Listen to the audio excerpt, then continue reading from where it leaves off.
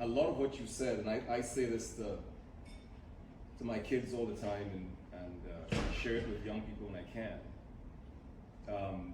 that we're not flotsam and jetsam, blowing randomly on the wind. Mm-hmm. And while we don't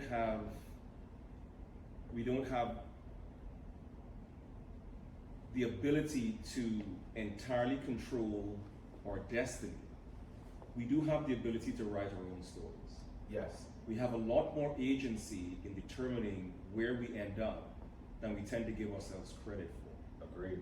And I say to my kids and young people all the time, every day you're laying a brick in the house that you want to build. Mm-hmm. Be intentional about the materials you choose and where you place them. Yes. I am going to steal that story about the carpenter. It's not mine. I love that story because your work under any circumstances has to be of value because it reflects who you are. Yes. But I loved hearing the message, and as I said, I'm going to steal that carpenter story.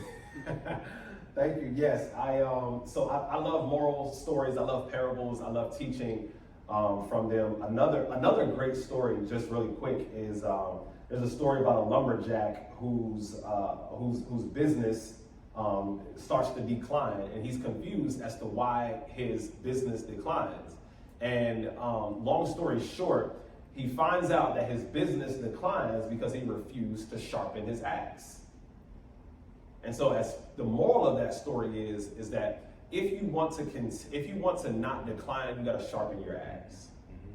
So even though you're working, you still got to sharpen yourself. You got to sharpen your skills. You got to sharpen who you are.